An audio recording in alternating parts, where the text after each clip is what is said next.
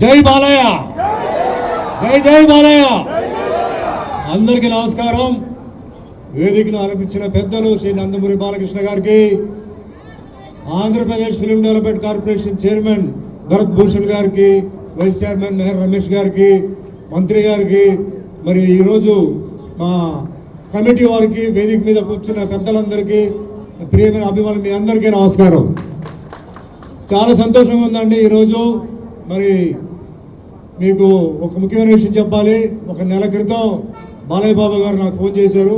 ఆ ఫోన్ రావడమే నాకు చాలా ఆశ్చర్యం అనిపించింది. బాలయ్య గారు నిజంగా ఫోన్ చేశారు లేదా అని చెప్పి నాకు డౌట్ వచ్చి మళ్ళీ నేను ఫోన్ చేస్తే నేనే బ్రదర్ అని చెప్పి మీతో మాట్లాడాలన్నారు. ఎందుకంటే మేము షూటింగ్లో కలుస్తుంటాం, అది వేరే విషయం.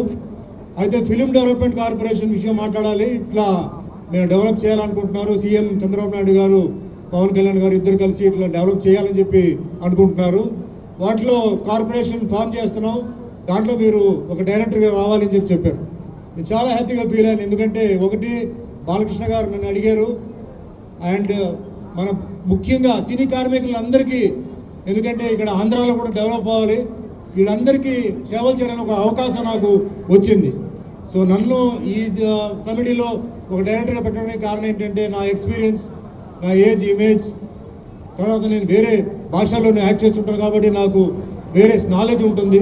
సో దానివల్ల నన్ను పెట్టడం జరిగింది. సో మాటల్లో మన డిస్కస్ చేసింది ఏంటంటే, అప్పట్లో మన గ్రేట్ ఎన్టీఆర్ గారు, నాగేశ్వరరావు గారు వాళ్ళు ఫస్ట్ స్టూడియో అనేది వాళ్ళు స్టార్ట్ చేసింది వాళ్ళే. అది చాలా పెద్ద ఒక రిస్కీ బిజినెస్ అది. ఎందుకంటే సినిమా ఇండస్ట్రీ ఉంటుందా లేదా తెలీదు, అది మెయింటైన్ చేయాలి. అయినప్పటికీ వాళ్ళు ఏంటంటే మన తెలుగు వాళ్ళందరూ ఒక స్టూడియో కావాలని చెప్పేసి వాళ్ళు చేయడం జరిగింది. దాని తర్వాత మరి మిగతా విషయాలు చెన్నైలో అక్కడ ఇక్కడ జరిగింది. ఆఖరికి మళ్ళీ సినిమా ఇండస్ట్రీని మరి మళ్ళీ ఇక్కడ తీసుకొచ్చింది గ్రేట్ ఎన్టీఆర్ గారే.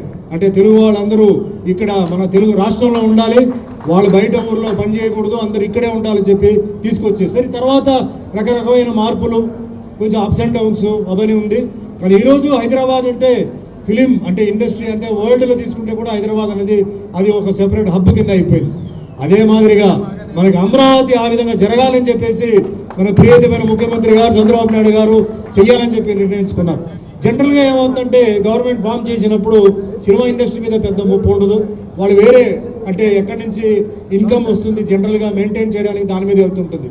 కానీ చేతులెత్తి నమస్కారం చేస్తున్నాం చంద్రబాబు నాయుడు గారికి, పవన్ కళ్యాణ్ గారికి. ఇండస్ట్రీ ఇక్కడ డెవలప్ అవ్వాలి, ఇక్కడ ఉన్న టెక్నీషియన్స్ కూడా డెవలప్ అవ్వాలి. ఇక్కడ ఎంతోమంది కళాకారులు ఉన్నారు, నిర్మాతలు ఉన్నారు, దర్శకులు ఉన్నారు, ఇక్కడ కూడా జరగాలని చెప్పేసి వారు నిర్ణయించుకున్నారు. సో చాలా విషయాలు నేను బాలయ్య బాబు గారు ఈరోజు మార్నింగ్ వస్తున్నప్పుడు డెవలప్మెంట్ గురించి మాట్లాడాం. అయితే ముఖ్యమైన విషయం దీంట్లో మాట్లాడింది ఏంటంటే, సినిమా ఇండస్ట్రీ ఇట్లా తిరుగుతుందంటే దానికి కారణం డిస్ట్రిబ్యూటర్. ఒక డిస్ట్రిబ్యూటర్ చాలా రిస్క్తో సినిమా కొంటున్నారు. సినిమా ఆడితే ఓకే, సినిమా ఆడకపోతే పాపం ఎక్కడో పైన ఉన్న వాళ్ళు రోడ్డు మీద వస్తున్నారు. సో ఆ డిస్ట్రిబ్యూటర్ని, ఎగ్జిబ్యూటర్ని మనం ఎలా కాపాడాలి, గవర్నమెంట్ సైడ్ నుంచి ఏ విధంగా మనం హెల్ప్ తీసుకోవచ్చు, ఆ విధంగా కొన్ని చెయ్యాలి. అదే మాదిరిగా డెవలప్మెంట్ జరగాలి.